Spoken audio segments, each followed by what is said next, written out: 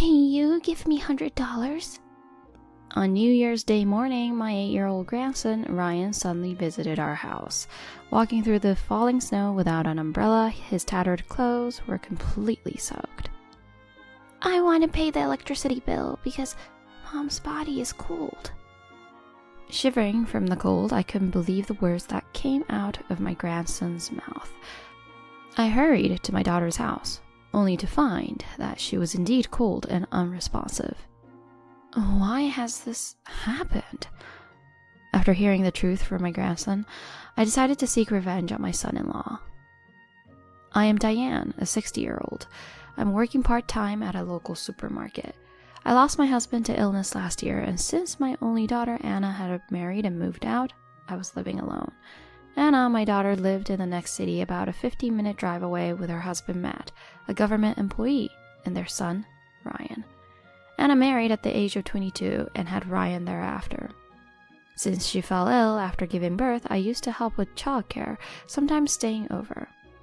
Matt, my son-in-law, used to say, "I'm really grateful you're here," and trusted me, but things changed when Ryan turned 4. Matt began to smoke out my presence. When he returned from work and found me there, he would sigh and make it obvious he was displeased. Then, he would call Anna out of the hallway and start yelling loudly enough for me to hear. "Why is your mother always here? Can't you take care of your child by yourself?" "I'm sorry." "I can't relax in my own home with her around. It feels suffocating." I was shocked and hurt to see Anna getting scolded because of me.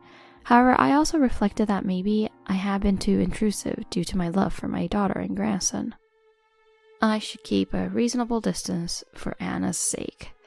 I decided to convey this to them, but then Matt handed me my belongings and said, "We no longer need your help. Please don't come to our house anymore. It feels like we're being watched and I don't like it." He rejected me clearly with a fierce expression. "I understand. I'm sorry for making you feel that way without realizing it." I took my belongings from him and headed to the entrance. As I turned around to say goodbye, Matt pushed me forcefully, saying, "Leave quickly." I stumbled and fell. Without showing any concern or helping me, he just closed the door. Later that night, Anna called me. "Mom, I'm sorry. Maybe Matt was just tired from work." "It's okay. I may have been too presumptuous without considering his feelings." "That's not true. Matt really appreciates you." "Thank you. But from now on, I'll refrain from visiting your house. Come to my place if you have any troubles." Anna replied sadly, "Okay," and hung up. I thought, this is for the best. They would get along better. After that, Anna started visiting me with Ryan occasionally when Matt was away at work. As time passed, Ryan entered elementary school. Anna started working part-time, and our meetings became less frequent, leading to a distant relationship with my daughter's family. Still, every year during the New Year's holidays, Anna and Ryan would come to visit. Wondering what they would do this year, I decided to call Anna. But when I called, I heard an announcement saying, "This number is not in use." What? Has the number been disconnected? What happened? I was worried. But with the busy season at the supermarket, I was scheduled to work full-time until New Year's Eve and couldn't afford to visit Anna. Then, on the morning of New Year's Day, it was a very cold day with snow falling. "I am off today. I should visit Anna's place." Just then, I heard a voice calling, "Grandma!" from the entrance.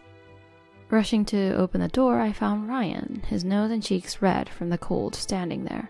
He had walked for an hour through the snow without an umbrella, shivering with cold. I hurriedly invited Ryan inside. While drying him with a towel, I noticed his clothes were tattered and too small.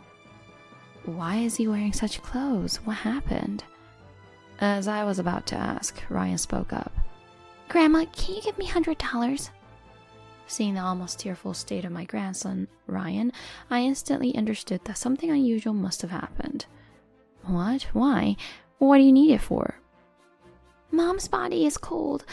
I want to pay for the electricity. Please help, Grandma." Sensing the urgency, I quickly started the car engine, putting Ryan in the passenger seat and drove to Anna's house. Upon arrival, Ryan rushed into the house, shouting, "Mom, it's okay now, Grandma's here." But there was no response from Anna. I hurried inside to find my daughter collapsed on the floor. Anna, are you okay?" Despite my calls, there was no response. She was just as cold as Ryan had said. I immediately called an ambulance, and Anna was rushed to the hospital. An hour later, I was waiting in the hospital with Ryan. "What happened to Mom?" "Dad makes Mom cry." I felt crushed seeing his sad face. When asked where his father was, Ryan said, "He hasn't returned for 2 to 3 days. Left home yesterday." According to Ryan, Matt had been coming home less since Ryan started elementary school, and when I further asked Ryan about his daily life, I discovered an impossible fact. This is outrageous. Anna can't be treated like this. While I was trembling with anger, Ryan handed me something. Seeing it, I decided to go somewhere with it in hand. 3 days later, I called Matt to come over. "What do you need? Can't we just talk over the phone?" "It's important. I want to talk in person. Come over now." My firm tone surprised Matt, but after saying that, I hung up. "Why did you call me here? What's this all about? I'm tired from work too, you know." Matt, who came to my house reluctantly, fiddled with his smartphone and was visibly annoyed. "And because of you, Anna is gone." Shocked, Matt couldn't hide his dismay. "Gone? How?" On New Year's morning, Ryan came to tell me, saying Mom's body is cold and I want money to pay for the electricity. "What do you mean?"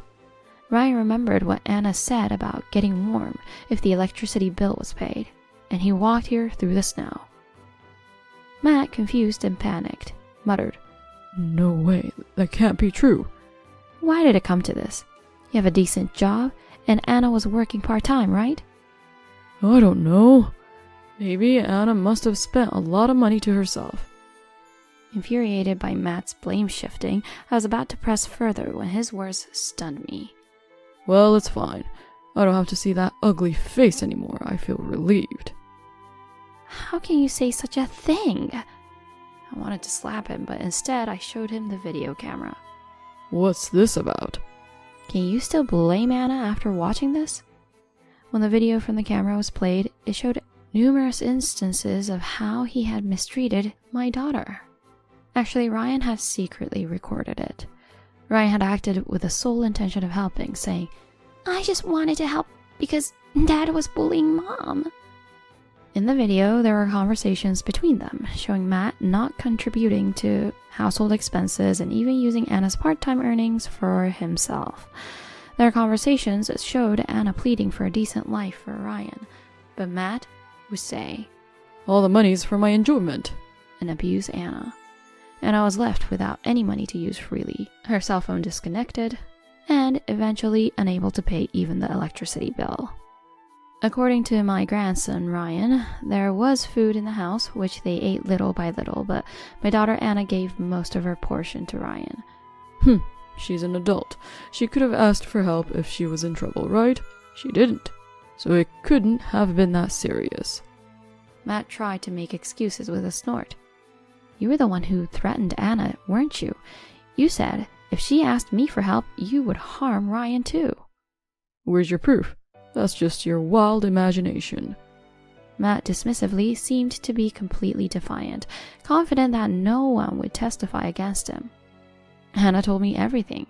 I know it all from her." "What? She's not even in this world anymore. You can say whatever you like, huh? Be careful or I'll sue you for defamation." Undeterred, I took out my smartphone and showed him a video. "This video was taken this morning. Take a good look." "What? No way. That can't be true." He looked closely at the screen, clearly shocked. The video showed Anna connected to an IV in the hospital, sitting up and talking to the camera. Anna had revived in the ambulance and, thanks to the doctor's efforts, was now in recovery, able to sit up and speak. In the video, Anna quietly spoke about how Matt, addicted to gambling and nightclubs, had taken all the household money. This timeline matched when Matt started pushing me away from their house, explaining his change in attitude. "So, are you still going to sue me?" Matt, not answering the question, approached me aggressively. Why did you lie about Anna being gone? She's alive, isn't she? I stood my ground, staring back at him. I meant Anna, who was submissive and did everything you said, is no longer here. Did you misunderstand? Well, fine. If she's alive, there's no problem. He seemed frustrated, but tried to maintain his composure. Is that all? I'm leaving. I'm busy. This is far from over. I filed a complaint with the police. I had been informed by the hospital's doctors that Anna had numerous bruises, like she had been beaten. After seeing the video Ryan took revealing the abuse Anna endured from Matt, I didn't hesitate to file a complaint. What? A police report?